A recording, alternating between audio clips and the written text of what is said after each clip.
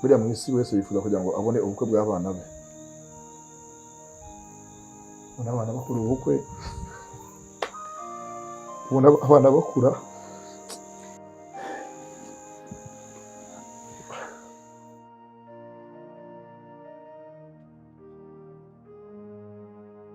asa n'impinja.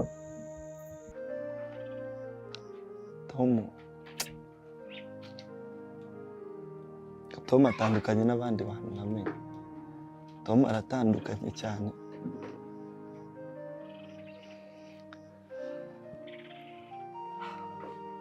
Yankunze nk'uko twari tumeranye nk'abavandimwe.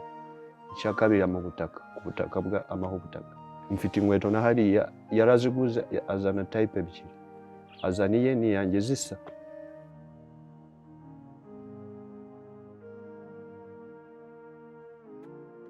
Umusore w'igara rito wigaga mu mashuri yisumbuye yahanze umurimo wo gusobanura filime mu Kinyarwanda. Yahise yiha akazina k'akazi ka Yanga Prophet.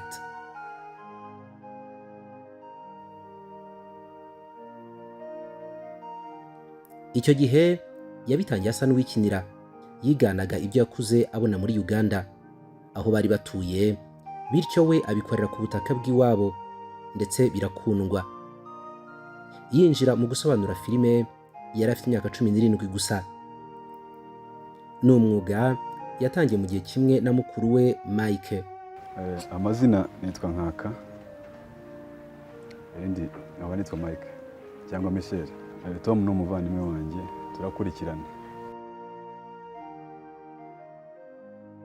Ntabwo navuga yuko nabimutanzemo, nubwo navuga ko nawe yabintanzemo, ingaho twinjiriye mu gihe kimwe, usibye ko namutanze kumenyekana, ariko twabitangiriye igihe kimwe. Umwihariko wa Yanga rero ni yabaye influencer, kuko abantu benshi basobanura muri iki gihe uzanabikurikira uzasanga abenshi bakoresha amaterme ya Yanga, bagerageza kuza muri style ya Yanga. Bese muri make niwo mwihariko yari afite n'imana yo gukundwa n'abantu. Asoja yisumbuye, Yanga wari umaze kwigarurira imitima y'abatari bakeya, yabikoze nk'umwuga. Sobanura filime yarabizi. Ibi wabifata nk'ibintu ubwiwe n'umuvandimwe we, cyangwa se ukabifata nk'ibintu ubwiwe n'umusobanuzi mugenzi we. Ari umuhanga byakoraga, yari afite talent.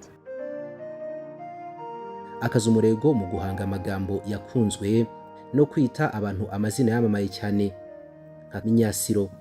Uko naje nyarema rero ndibuka hari nk'ijambo naremye n'uyu munsi ugiye ahantu muri restaurant ushobora kugira ucyo kumva umuntu aravuze atari ko atingiye kujya kwa Myasiro. Uwo Myasiro ni umuntu mwabaga mu Giporoso, yari afite restaurant. Ndibuka nize mu Giporoso hariya i Remera, sinzi abahazi barahazi. Nize mu Giporoso muri primaire 9 na 5 na 6. None twava mu ishuri tugaca imbere ya restaurant y'umugabo witwaga Myasiro. Ngiye gusobanura nkibuka Myasiro kuntu yagiraga abakiriya benshi, nuko Myasiro yafashe. Mbese nashoboraga kureba ikintu nkakirema ikindi. Kadugara. Ubundi je nitwa Musafiri Emmanuel, ariko nickname izina ry'ihimbano ni Kadugara. Je naje mu Rwanda 97 mu kwa 12 tariki 27. Murana Yanga 98. Nerekana filime. Kadugara igitangaje twatangiye nkoresha. Myasiro icuma nanjye ndamukoresha. Aba umukozi wanjye yarabaye Bose wanjye. Ubwo n'ubuzima. Nkongoro. Amazina yanjye nitwa Nkongoro, niyo mazina niswe n'ababyeyi. Abanzi benshi banzi kuri Nkongoro n'iryanga yakundaga kunyita.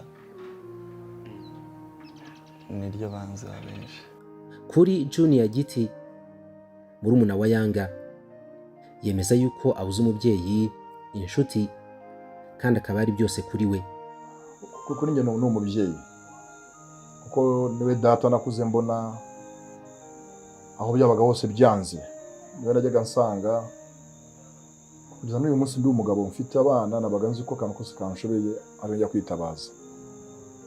mbese numvaga ko byose bidashoboka ahari kuri njye bishoboka. Numvaga ko nyine aho byananiye bitagikunze nimugana atabura inzira. Niyo muntu nari nzi ko nyine mu isi byose afite yabimpa. Hano ko yarabinyiritse yabimpaye. Ntacyo nafite ngo nyine akibitse. Ni umuntu umuryango wose wanabihamya. Niwe munyabuntu twagize mu muryango.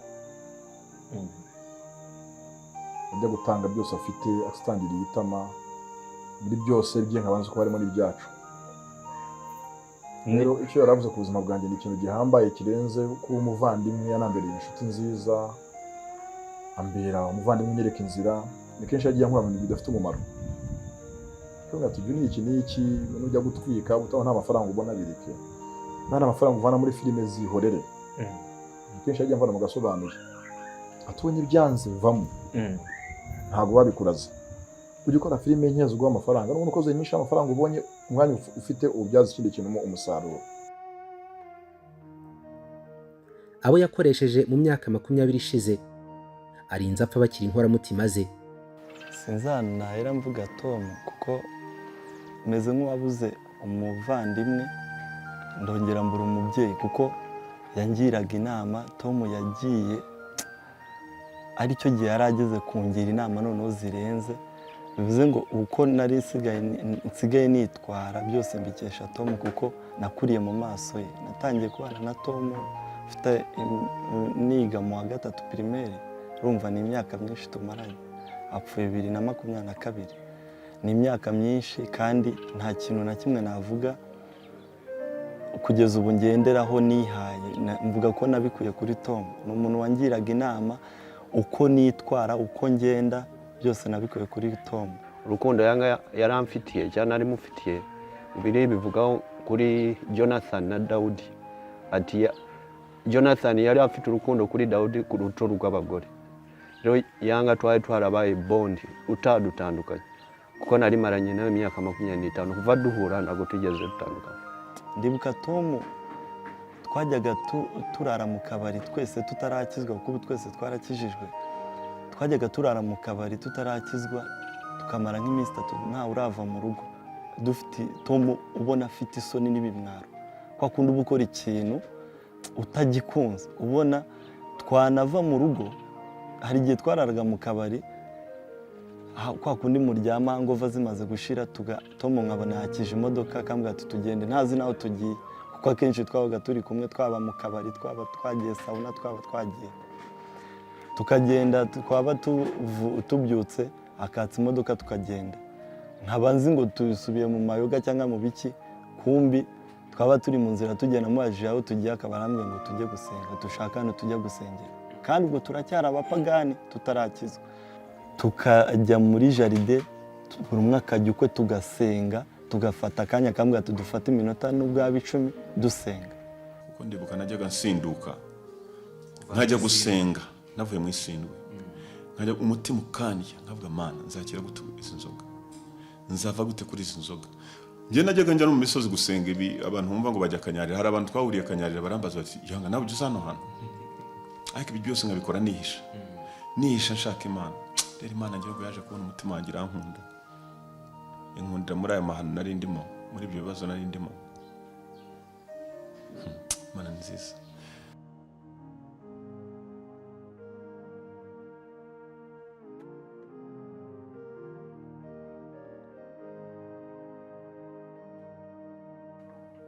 Benshi bamuze muri filime, abandi bakaba bamuzi nyuma yaravuye muri filime avuga ijambo ry'Imana.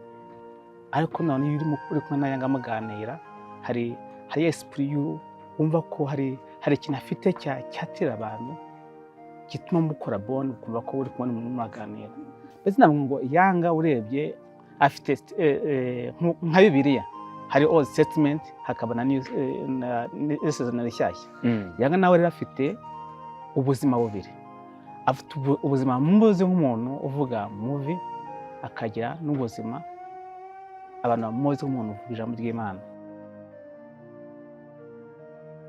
Ku basobanuzi babyinjiyemo babikesha Yanga, intimba yabasagutse.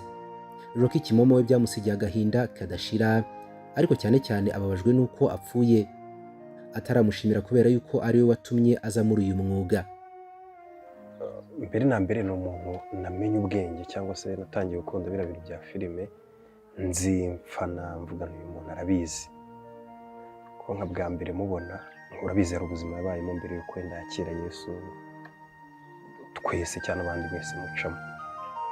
Ndibuka bwa mbere mubona nari nkiri umupeti, nari umwana Gatsata yaje gukorerayo ku magaraje. Bitangira gutyo nkunda filime ze, ndakura ndabikunda, ninjira muri kano kazi menyana na famiye, abavandimwe be cyane cyane. Hari n'uwo twabanye bita Sankara, tuza gutangira no kujya duhura gasangira mbere yo gatarakizwa tukaganira. Ariko mu bintu byose nyine nzi muziho ni umuntu cyane cyane abantu bamuzi cyase babanye nawe, yaba ari abavandimwe yaba ari iki, uko byaba biri kose ni umuntu ukubwira ati mukwiye kuba abagabo, akakugira inama z'ukuntu ukwiye kuba umugabo ahereye kuri ruku yawe, ukabona ko ubuzima tugomba kubugira seriye, ejo hazaza hacu tukaba abantu b'abagabo. Nuko muzi nyine rumva natangiye mufana mbizi, sinigeze nanabimubwira ko kuva kera wenda ari mu bantu batumye mbizamo mbikunda. Mu gihe twamenye cyose igihe cyose twahuriye nacyo kibazo, umva jye nabaga nituje tukaganira nkaho uwo munsi nyine nanjye ndi gukora, we yabivuyemo muri kuganira bisanzwe biri, ariko ntabwo we yari abizi ko kuva kera ari n'umuntu watumye akazi yakoze agatuma abantu bagakunda, kakazamo n'amafaranga y'abantu bakunze ibintu, ubwo bizamo n'amafaranga wenda n'uyu munsi kantunze kankuye kure. Ntabwo nyine twigeze tubona amahirwe yo kumushimira, ari nacyo kibabaje, tumubwira ati waraharuye inzira. Uyu Nkongoro we Yanga apfuye yaramuhaye icumbi hamwe n'umuryango we.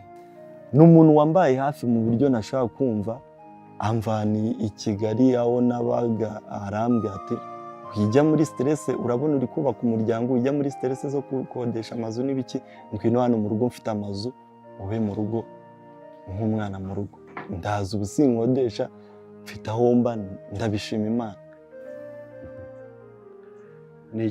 Icya mbere yankunze nk'uko twari tumeranye nk'abavandimwe. Icya kabiri mu butaka, ku butaka amaho ubutaka, yaguraga imyenda akanzanira.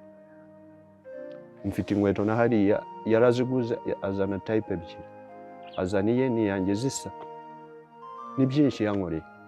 Abamurwaje bemeza yuko yarinze ashiramo umwuka, akibabwira yuko bidakwiye gutinya no kugira ubwoba, ahubwo ko bakwiriye gusenga cyane. Yanga uzi ko mudamu yakoraga muri Lesotho, yakundaga kuza muri Afurika y'Epfo akantelefona, sometimes simbona umwanya kugira ngo mbonane nawe, ariko igihe twabonaniye twaraganiriye, akajya aza ngo tuganire, ntabajya ubura umwanya, ariko ashaka kugira ngo tuganire. Ntabwo ari wa muntu ukunda narwaye abantu baze basura, abantu baze ikihoyahoye, ntabwo ari uko yarameze. Ubwo ngubwo twabirekeye aho ngaho, hashize ibyumweru 3 arongera telefone ati muramu, yakunda kunyita muramu, ati ngwino undebe, ese uri hehe? Ati ndarwaye. Ese urware hehe? Arahambwira mwaka adresse yaho hari. Ariko ngo numva yuko ko nzi ko nta nshuti nyinshi afite muri Afurika y'Epfo, ndavuga no, umuntu urwaye kamemu akenera ji, akenera imbuto, akenera iki, reka njye kumureba ifite utwo tunda, bose nkugurira iki, nkuzanira iki? Atoya. Ati nta kintu ushaka muri uyu mwanya, umuntu ushaka ni wowe, nta kintu nkeneye. Ndagenda ngeze kuri Yanga, mbona Yanga ntarinzi. Yanga wari umusore muremure, ufite ibigango, ufite iki, ufite ari boga, mbona Yanga ntabwo ari wa wundi. Ubwo ngubwo nahageze ari saa 8, igeze saa 9, Yanga abwira umugore ngo agiye gusenga. Hari umupasiteri w'umukongomani ukorera mu gace bita Santene, bita Rukawo, ntabwo nari namuzi, ni Yanga wamubwiye, yohereza umugore ngo agiye gusenga. Umugore aragenda, nanjye dusigaye turi kumwe tuganira, twaraganiriye amagambo menshi cyane. Hari itariki 14 arambwira ati rero yari afite ubwanwa bwinshi, ahubwo umwe twaganiraga buri munsi, yari afite ubwanwa bwinshi, nanjye ndabona nubwo rero ndabona ugiye kwiyogoshesha. Ati nibyo rwose, ndagenda nzana imashini yogosha ndamwogosha neza nyine ngerageza kureba mu ifoto y'ukuntu yakundaga kwiyogoshesha. Ndangije Yanga turarebeka neza, ati reka ndebe, ati reba dufata agafoto nyereke, ndamwereka ati ni sawa cyane. Sasa rero bigiye kuba tugiye gufata kwifotoza, atari ko iyi foto tugiye kwifotoza ni ifoto y'umwaka, atari ko turetse manze mpamagare umugore wanjye. Aramuhamagara, umugore wabanza kwanga, atoya ati iyi foto tugomba kuyifata kuko iyi niyo foto ya nyuma y'urwibutso. Hari ku cyumweru umugore avuye gusenga aje asanga amaze kumwogosha namusuza tuvuta nyine twa after shave aboneka neza. Madame ageze arabyina ati sawa, ati ifoto ni ya nyuma kandi n'urwibutso kuko nyuma y'ingiyi ati ntabwo nzi ukuntu biri bugende. Hari ku cyumweru nyine mufotora amafoto nk'atatu, arangira ati nawe ngwino aha telefone umugore we ati dufotore. Ikindi ko ngo habura gato ngo asinzire, yavuze isengesho ry'iminota 6 yicuza, anasaba imbabazi Imana ku byaha yakoze, ibyo yibuka n'ibyo atibukaga. nazibagirwa. Yatangiye asenga ngo Mana mbabarira ibyaha byanjye, ibyo nibuka abona ko nshireje ibyo yakoze byose abisaba imbabazi. Arasenga mu ijwi ritoya, arasenga nk'iminota hafi nk'5-6 akajya asenga nyine urumva aganira n'Imana.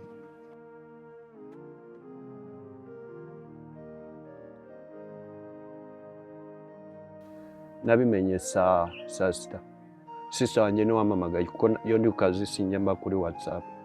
So aramarambwa ariko ibyo mbonye mushiki wawe yapfuye, nita nohereza message umugore ndamubaza ibyo mbona n'ibyo, arambwira ati yapfuye umugore ni wabanje kubimbwira.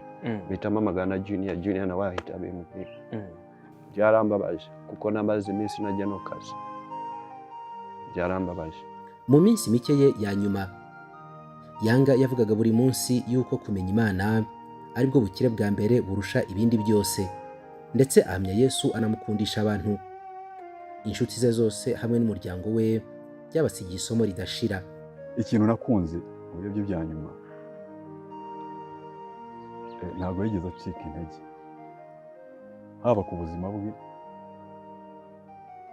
Iyo wumvaga avuga yenda yacikaga intege mu byerekeye n'ubuzima uko buhagaze, kurwara ukumva ijwi ni ry'umurwayi, ariko iyo avuga wumvaga afite icyizere. Ntabwo yigeze acika intege mpaka ku munota wa nyuma. Ijambo ry'Imana ritubwira yuko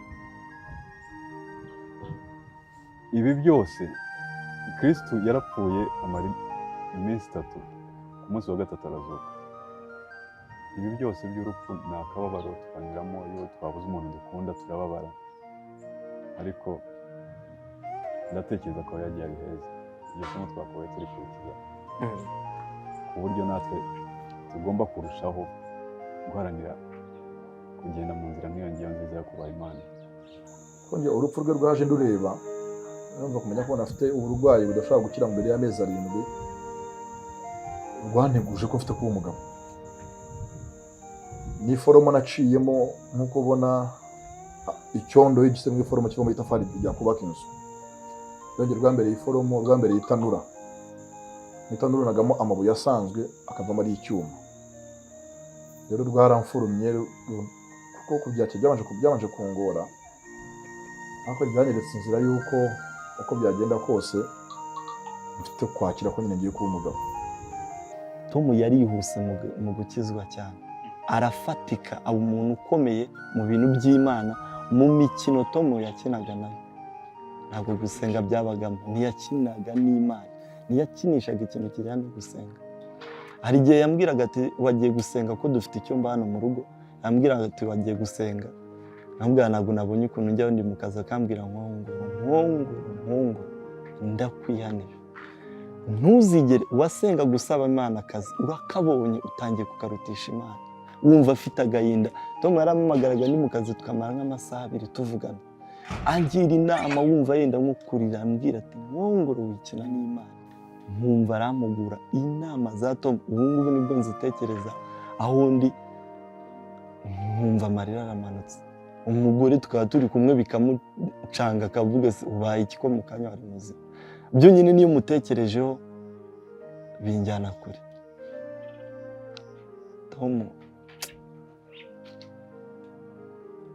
Tom atandukanye n'abandi bantu namenye. Tom aratandukanye cyane.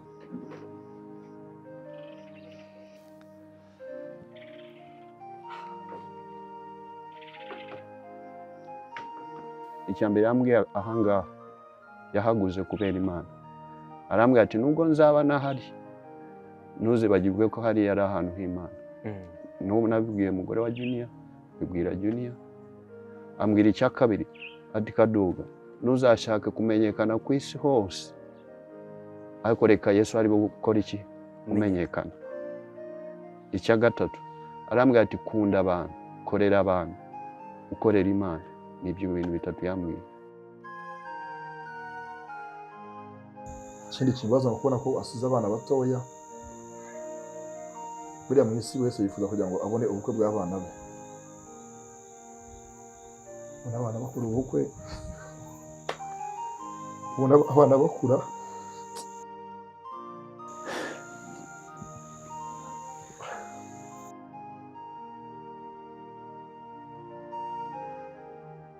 Asize impinja, ibintu bitoroshye ariko nyine mfite kubyakira. Ndetse nsaba Imana izambashishe ko abana ba Yanga batazifuza se. Bagera bavuga bati yaba data yararije ikintu cyakabaye. Imana izampa imbaraga ko ibyo byose bigera ko bakuranye nabikora. Ntakindi nsaba Imana. Abari hafi yabo barabizi cyane. Akanwa ke kakunze kwatura yuko adatinya urupfu. Yigishije kenshi atsindagira yuko hahirwa abantu bapfa bapfira mu mwami. Kandi koko Yanga Imana yaramuteguye. Nubwo nazo mbivugana n'umugore yamubwira ni buriya Tom byaje bireba. Ntabwo byamutunguye. Byaje bireba ni iminsi Imana yamwongereye ngo yiyeze abe umugabo, abana bari fiyeri. Abe umugabo uyu munsi abantu bose baje mu rugo rwe kuba bazi ko ari umugabo nyine muzima, igihugu cyari gihanze amaso. Musenga Imana ntuzatungurwa nta kindi. Lord, I thank you for my brother. I thank you for the people watching. You are a good God. You are a God of grace and you are a God of mercy. I pray, Lord, that you will touch those souls who are depressed. May you give comfort to those who are asking questions about Yanga. May you touch them and fill them. You are the helper. May you help those who are weak. Lord, I pray that the death of Yanga will bring many to millions to the gospel of the saving knowledge of our Lord Jesus Christ. Father, I thank you because you have done it in Jesus' mighty name. Amen.